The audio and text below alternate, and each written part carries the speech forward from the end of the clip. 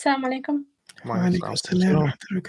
So my message was specifically to Brother Daniel. I've been a really big fan of his work and his YouTube and everything that he's been doing. And I've been following him for a very long time. And I think that his message that he's trying to spread is really important. And I've agreed with most of the things that he said. But when it comes to like the subject about women, I feel like Daniel might be a bit blind. Sorry, pardon, what was that? You agree with most of the stuff, but the subject about the women you disagree? So yeah, when he talks about women, it comes from a little bit of an aggressive and... Can you be a bit more specific? Which part of the conversation about women, which was the whole stream, I think, that you reckon was aggressive, because I missed that. So I always noticed that when he speaks about women, it's with very little experience. It's mostly about statistics and, studies and stuff. And but I never questioned it until one day I saw a tweet of this Muslim girl saying, don't forget, basically, rape is not about what she was wearing. A woman will get raped either way. And Daniel quote tweeted it, trying to disagree with it, saying that, okay, well, that means that seatbelts don't really do anything. And I think Daniel is misunderstanding the girl, because the girl is not saying that hijab doesn't help. She's not saying that hijab is wrong. She is just saying that. Are you saying hijab does not prevent rape? It definitely doesn't prevent rape. Well, did Daniel say that? Or is it a straw man? Daniel came off a bit insensitive. When it comes to rape, a lot of women are very sensitive to that topic, especially women who have experienced sexual assault. I think I'll let Daniel like speak for himself. He's here. All right. So, but what I want to say is that I feel like Daniel he's missing the point of the tweet, and he is, instead of agreeing and adding to the tweet, he responds with aggression. He responds with a completely different. He responds with disagreement. He should agree to it and add to the point. And I didn't like that he's not very. He doesn't take women's feelings into account when he talks about such topics. And yes, you've learned and you have knowledge and you know about studies and topics and statistics and you form your opinions based on that. But don't you have sisters? Don't you have a wife? Don't you? You know them. You know them personally. As somebody who has grown up in a strict household, and many of my friends, I've never seen a girl like you guys talk about. I've never seen, girls don't want those things. They don't try to fight Islamic laws. They want their rights in Islam. When most of the girls that I know too, they become feminists. But what you refer to when you talk about feminism, you're talking about liberal feminism. And liberal feminism is a joke. No one actually takes liberal feminism seriously.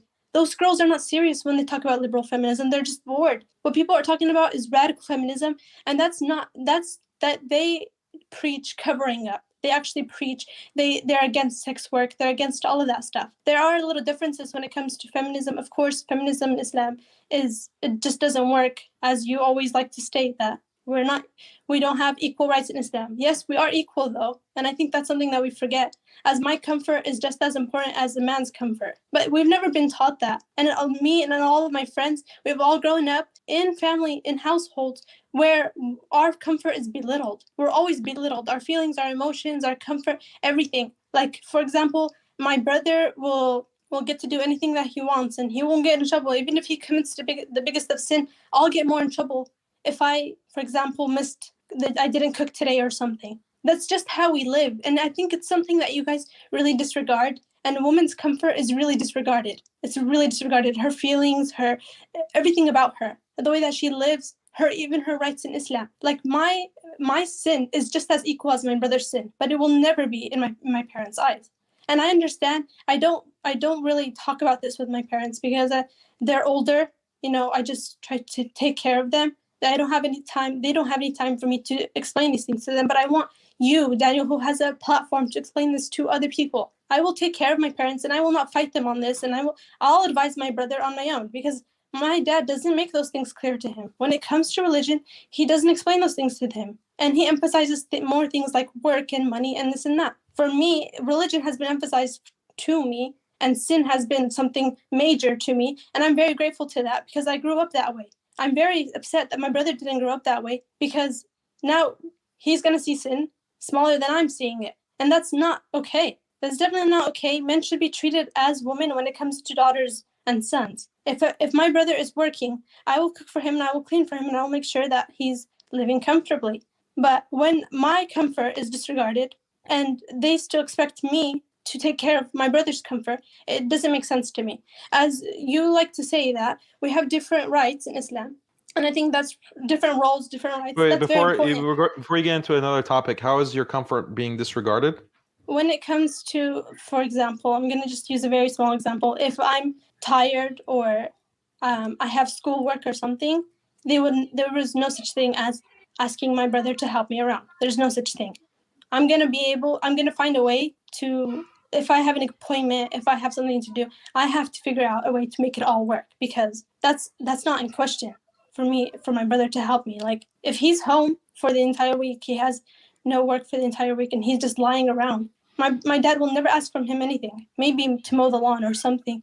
So what happens, so if there's like a problem with the house or paying with for some kind of tax or making sure that all the bills are paid, does your dad take care of that or your mom? So my dad took care of it for the most part. Okay, so does he have to work? Does he have to go out and make sure that there's enough money in the house to buy food, pay for all the bills, make sure that you have the clothes that you need, the house over your head? Does he take care of that? Is he responsible for that? I think that's really important that you bring this up, because this is another topic that I had to talk about. But is that the case? Like, can you answer the case? But okay, so that's your dad, right? Was your dad someone's brother? Your brother is going to be someone's dad in the future, right? Because he's going to be married, and then he's going to have all of those responsibilities, and he's going to have to take care of all of these things for his wife and for his kids and for his daughter, right? Your brother is going to have that same kind of responsibility that your father currently has, or unless you think that your father is slacking off in his duties. I don't understand what your point is. Well, you are complaining about a difference in treatment that between you and your brother. I don't know the exact situation. Maybe there is some kind of injustice that's taking place, but you said that you were uncomfortable because your schedule is not accommodated in the same way that your brother's schedule is.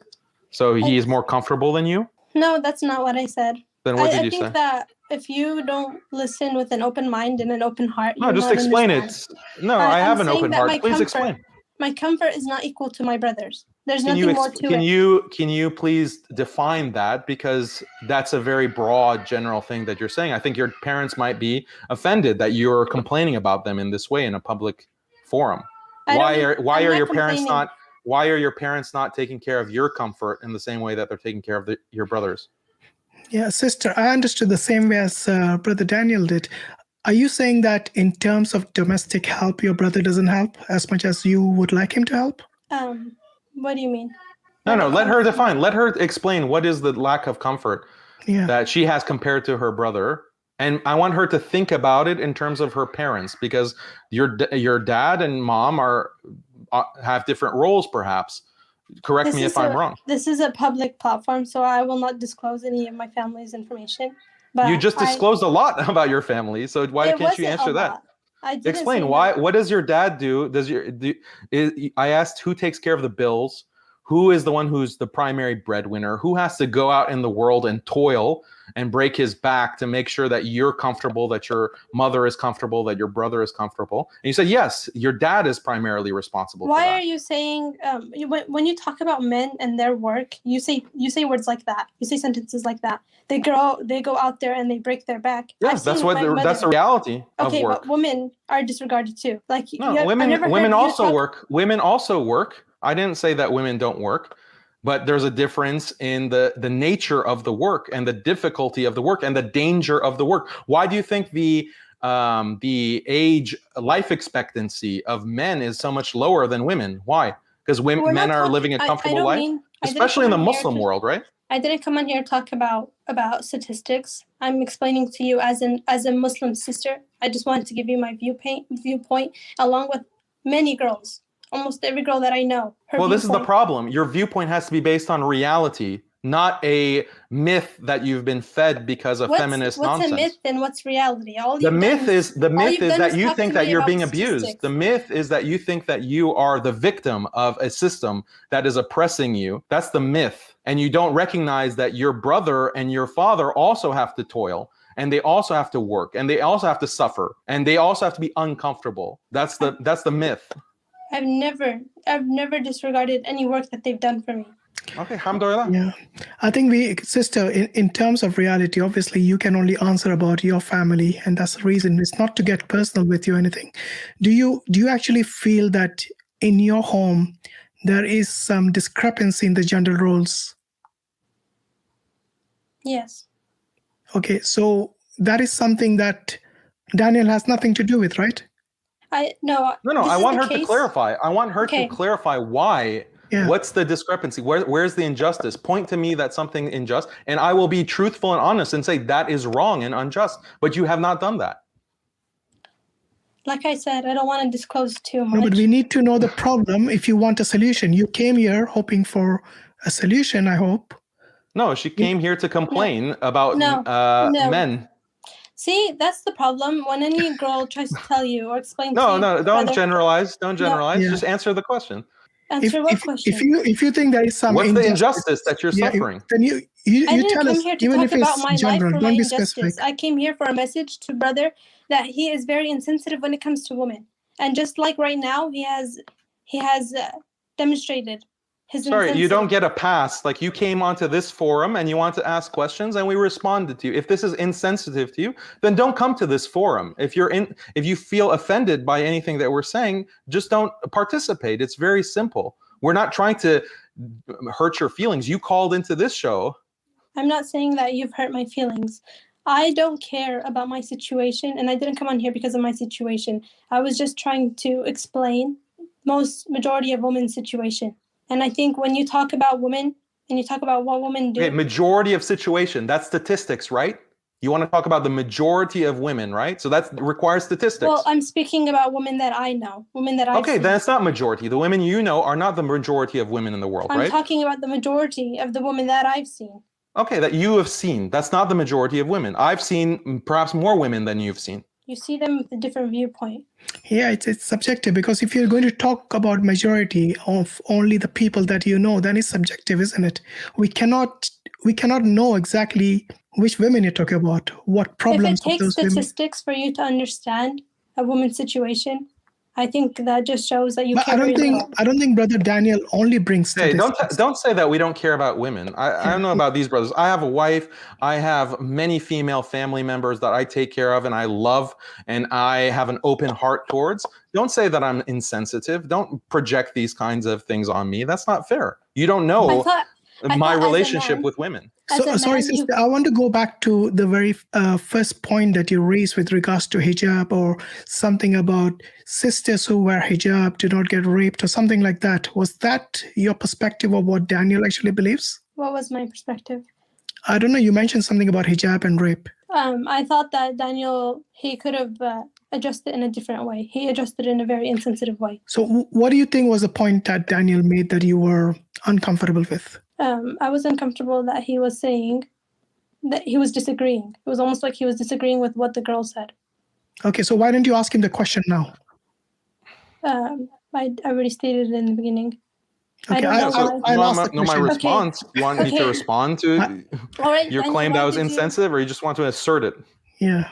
Well, okay, tell me, Daniel, why did you reply to her tweet in that way? So what I find insensitive, and in fact I find it quite offensive and wrong, is when these feminists or people who are not feminists but they talk and walk like feminists say that hijab doesn't have any kind of practical benefit.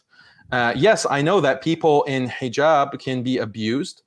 People in hijab can be assaulted and harassed. Yes, unfortunately, that is a sad reality. But that doesn't mean that the hijab does not protect women. That does not mean that hijab does not shield women from harassment. It does not mean that that the hijab does not protect women from the kind of abuse that the women who dress naked and dress in all kinds of inappropriate ways experience, right? The hijab has a practical benefit and a ni'mah, and it's a ni'mah for the believers. And that's why Allah has prescribed it amongst many other reasons. So to say that this kind of feminist point that, oh, people in hijab also get sexually assaulted. Okay, so what? People who wear seatbelts also die in car accidents. That doesn't mean that the seatbelt is useless or it has no practical function. Okay, when you say it in that way, it can sound like the blame is on the woman. That's a projection. I didn't say that. And I'm telling you, that's why I'm here to tell you that. Right. Well, then I corrected corrected the misapprehension of what I said. As I did in the tweet and in the comments, I have to constantly make this point. But you're trying to silence the point by appealing to insensitivity and feelings. It's irrelevant. No, it's irrelevant. You have to be sensitive. If you want to be sensitive about the attack on Islam. Be sensitive about the attack on hijab. Be sensitive about this feminist assault that is trying to make the hijab seem like a cultural artifact, that it has no purpose, it has no reason, it's just a cultural use. If you want to be sensitive and you care about Islam and you care about Muslim women, if you care about Muslim women, how about giving them some izzah? How about giving them some pride in the hijab, love for the hijab, by saying this is the most rational way to dress, the most rational moral way to live your life and to present yourself in public? How about doing that? How about being sensitive instead of Muslim women who are constantly having to think that the head covering is just has no purpose? We just do it because Allah wants us to jump through hoops for no reason. Okay, this is for your benefit. How about helping the iman of all these Muslim women who have doubts and shubuhat because of the hijab, because they're constantly attacked by feminists? Are you sensitive to them? Are you sensitive to those Muslim women? I don't know how many people that you've dealt with, how many women that you've dealt with who have demonized the hijab or demonized Islam, but it's almost like you cannot see anyone else. You've dealt with so many of them that you cannot see anyone else. That girl, I have followed her on Twitter for so long. I have benefited her from her for so long. She explains everything to everyone. She talks about the roles of women in Islam and make sure that we are not lacking in any way. She talks about almost everything. I think when she tweeted that, you attacked her so quickly without understanding. I didn't attack her. I didn't attack her. I put a simple sentence.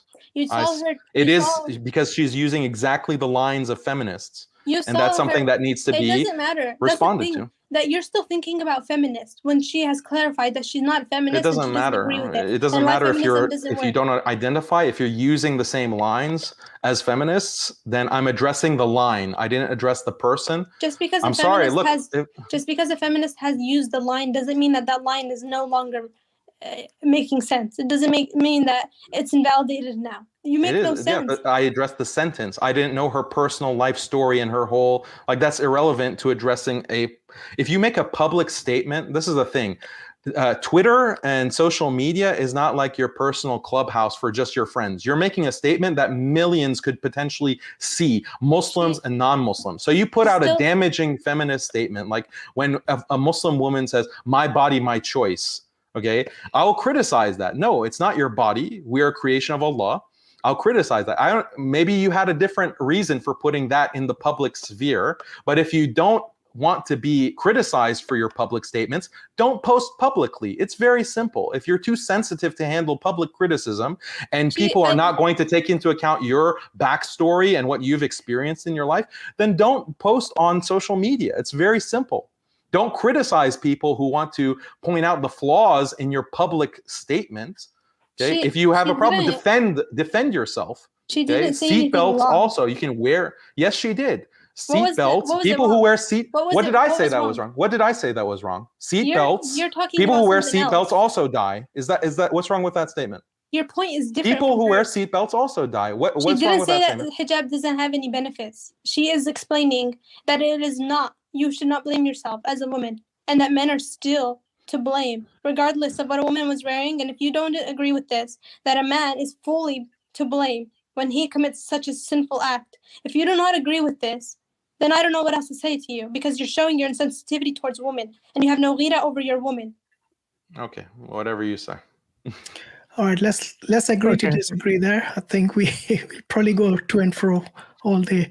Jazakallah, sister, for coming and sharing your views. Yeah, people in the comments are saying, time for her to pray to Allah that her family treats her better. She didn't even want to say what was the big crime that her family has committed against her. She went on and on about complaining about her family, but she didn't actually, when we pressed her on, okay, explain why, what is the mass injustice that you're suffering, she went silent and suddenly didn't want to share personal detail. I think it was that one tweet, Daniel, I think it was that one tweet really probably touched her some nerve. Bring that tweet. Yeah, show the tweet and let me see where's the attack and what was so insensitive about it.